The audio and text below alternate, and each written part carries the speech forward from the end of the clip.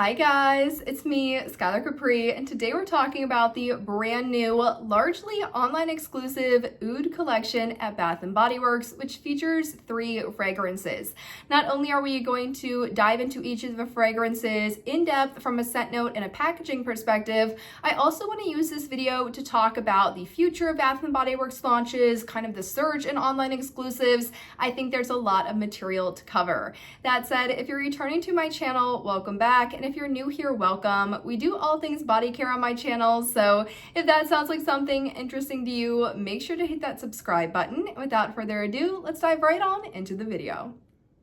All right, you guys, I'm gonna sit on this side of the screen and put some images up right here. Now, this Oud collection, it features 3 fragrances, and we have Oud Vanilla, Oud Suede, and Oud Berry. Now, I personally am not overly familiar with Oud because we typically don't see it as a standalone fragrance like we would with a body mist that's just named Vanilla. Vanilla is a very common one just to see standalone, while Oud, on the other hand, is often ingrained in a fragrance, whether it's at a base note level or more of a middle note level.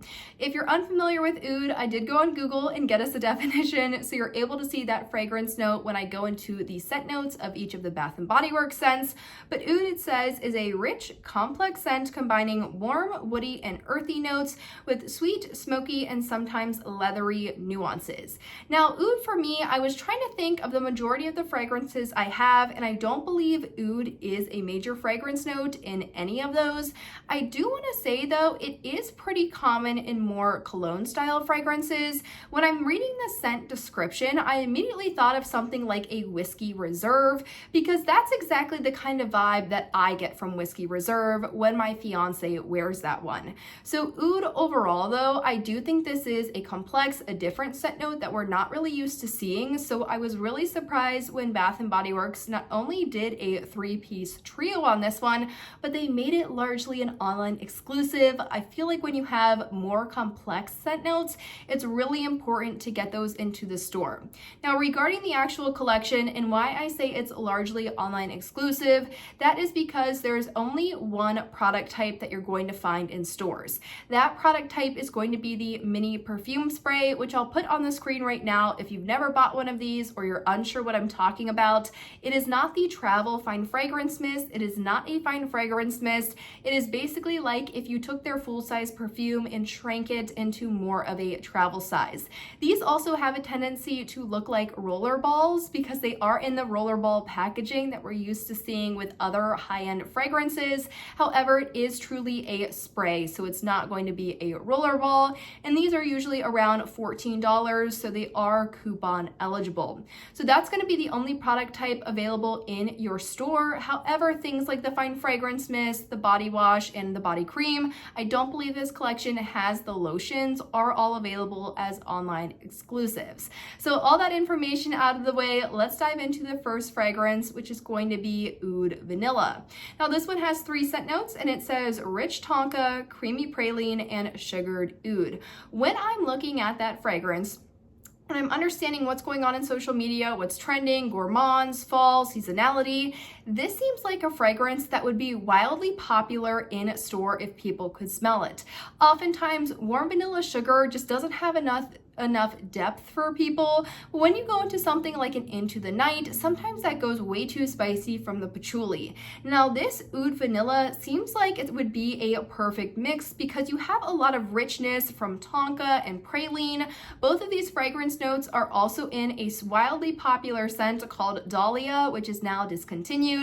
Dahlia, though, does have more of this floral essence from the Dahlia petals, but I want to say tonka and creamy praline are in that fragrance. So imagine taking out the floral and instead replacing it with something that warm, woodsy, kind of leathery, sweet vibe. I feel like so many people would be really interested in this, and this is very different than what we're used to seeing in Bath & Body Works fall.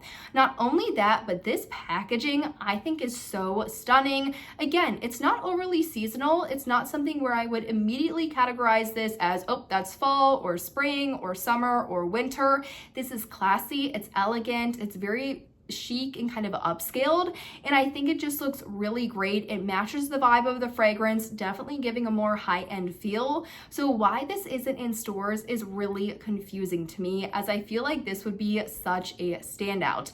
And also when you have things like warm vanilla sugar, of course, but you also have the brand new caramel vanilla, and then you have this Oud Vanilla. When I'm starting to think of pairings and mixing and matching fragrances, I feel like if you're trying to transform your vanilla from day to night, this might be the perfect way to do it. Now, the next one we have seems to be more of the generic, like if all of the other ones, like if the Oud Vanilla and the Oud Berry were more so flanker fragrances, this Oud Suede is definitely giving more of just the generic oud. Now, Oud Suede has notes of soft musk, amber woods, and smoldering oud. So obviously from those scent notes alone, you're not able to get a very overwhelming perspective, but I feel like if you don't like the addition of the other scent notes, whether it be vanilla or whether it be berry, which we're going to talk about in just a couple of seconds, I feel like this is more of the original oud fragrance when I'm looking at this collection. Again, very similar to what I said about the packaging for the Oud Vanilla, classy, chic, super pretty. The last one we have, though, is going to be that Oud Berry, which in the purple, I really like this. I think this looks phenomenal. And this one has notes of dark fruits, magnolia petals, and warm oud. Now, this is definitely giving me kind of like dark kiss vibes. I feel like if you really like dark kiss, you're looking for something deep and a little bit smoky and a little bit sexier, but Into the Night is just too spicy. From that patchouli, it goes way too peppery. I feel like this could be something that would be really interesting. I think this one also is reminding me of, is it Cozy Vanilla Bourbon, which has dark fruits, bourbon liqueur, or something like that. I feel like if you like Cozy Vanilla Bourbon, but maybe you wanted to amp up that dark fruit or more of that smoky sweet vibe a little bit more, Oud Berry would be another one I would definitely recommend you guys check out.